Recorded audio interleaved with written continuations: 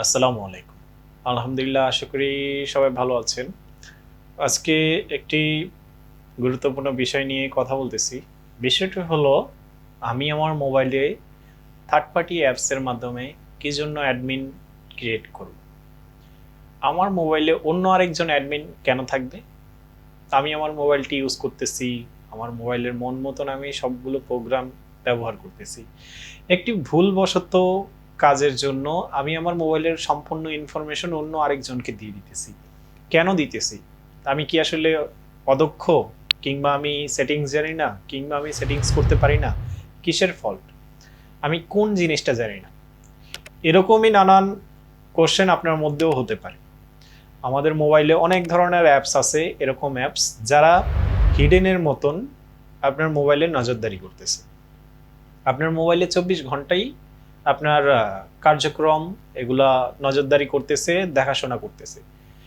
এই ধরনের অ্যাপস থেকে কিভাবে বাঁচা যায় আজকের ভিডিওটি সেই জন্যই করতেছি। আপনি এ থেকে কিভাবে মুক্তি পেতে পারেন, কিভাবে সতর্ক থাকতে পারেন, কিভাবে আপনার মোবাইলটি সেভ করে রাখতে পারেন, আপনার নিরাপত্তা আপনি নিজেই দক্ষভাবে রাখতে পারেন, সেই বিষয়ে আজকে কথা বলতেছি এবং ভিডিওটি করতেছি। এই সেটিংসটি যদি আপনি জানেন, আপনি আর কোনোদিনও নিরাপত্তা ঝুঁকিতে থাকবেন না। সো ভিডিওটি ভালো করে স্টেপ বাই স্টেপ দেখুন। পুরোটি ভিডিও দেখলে আমি আশা করি আপনিও শিখে ফেলতে পারবেন এবং আপনার মোবাইলের সিকিউরিটি আপনি নিজ দায়িত্বেই রাখতে পারবেন। সো কথা না বাড়িয়ে মূল ভিডিওতে চলে যাই, চলুন। এবং চ্যানেলে যারা নতুন আছেন, এখনও পর্যন্ত লাইক, শেয়ার, কমেন্টস, ফলো এখনও পর্যন্ত দেন নাই, অবশ্যই দ্রুত দিয়ে দিবেন, পরবর্তী ভিডিও যাতে আপডেটগুলো আপনাদের কাছে চলে যায়। এবং ইউটিউব থেকে যারা দেখতেছেন, অবশ্যই সাবস্ক্রাইবের মাধ্যমে পাশে থাকা বেল আইকনটি ক্লিক করে দেবেন। সো চলুন কথা না বাড়িয়ে মূল ভিডিওতে চলে যাওয়া যাক।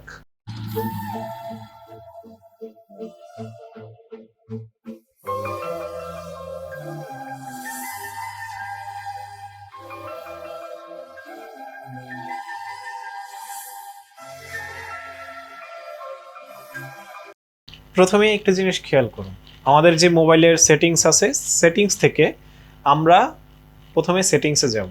সেটিংসে যাওয়ার মাধ্যমে এখানে দেখুন, উপরে কিন্তু প্রত্যেকটা মোবাইলেই এখানে সার্চ অপশন থাকে। আমরা অনেকেই খেয়াল করি, অনেকেই খেয়াল করি না। এখানে আপনি ক্লিক করবেন।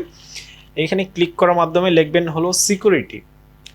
শুধু সিকিউরিটিটা লিখবেন, আপনি পুরোটা হয়তো নাও জানতে পারেন। অনেক মোবাইলেই আছে সিকিউরিটি স্ট্যাটাস হিসেবে থাকে, অনেক মোবাইলে আছে সিকিউরিটি সেটিংস হিসেবে থাকে। আমার এই মোবাইলটি যেহেতু অপো, তা আমার এখানে আসছে সিকিউরিটি স্ট্যাটাস। আমি এখানে অবশ্যই ক্লিক করে দিতেছি। এইখান থেকে এই যে অপশনটি দেখুন, এইখান থেকে আপনি চাপ দিয়ে এইখানে ভিতরে গুগল প্লে প্রোটেক্ট যে অপশনটি আছে, এই অপশনটিতে ক্লিক করবেন। এইখানে দেখুন আপনার যতগুলো অ্যাপস আছে, যতগুলো মোবাইলে অ্যাপস আছে, আপনি হয়তো সিস্টেম অ্যাপসও জানতে পারেন অথবা নাও জানতে পারেন। সকল অ্যাপস এখানে কিন্তু স্ক্যান করার পারমিশন আছে। আপনি এখান থেকে স্ক্যান করে এখানে কোনো থার্ড পার্টি অ্যাপস আপনার মোবাইলে নজরদারি করতেছে কিনা এই বিষয়টি ইনশিওর হতে পারবেন।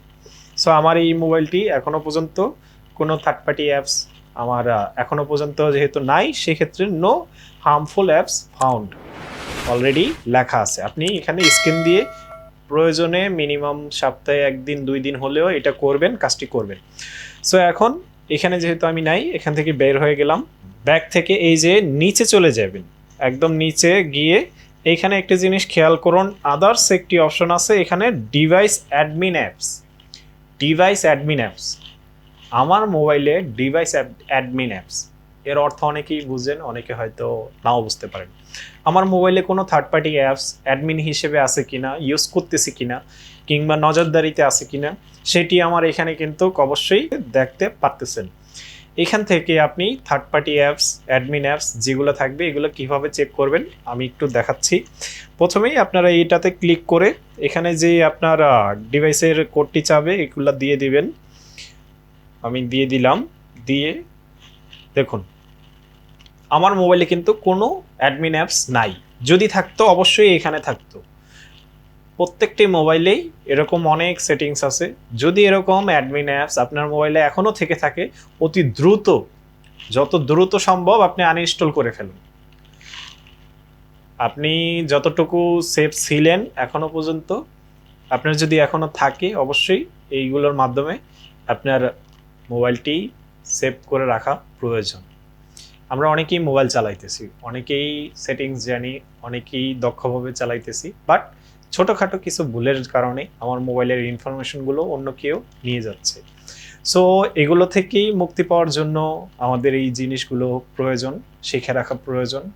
পরবর্তী কাজে যেন আপনার উপকার হয়, কারণ একটি ভুল হয়ে গেলে তখন আর শুধরানো পসিবল না। সো ভিডিওটি দেখে আশা করি কিছু অন্তত শিখেছেন, নতুন কিছু শিখেছেন। পরবর্তী ভিডিও পর্যন্ত ভালো থাকুন সেই দোয়াই করি। আসসালামু আলাইকুম।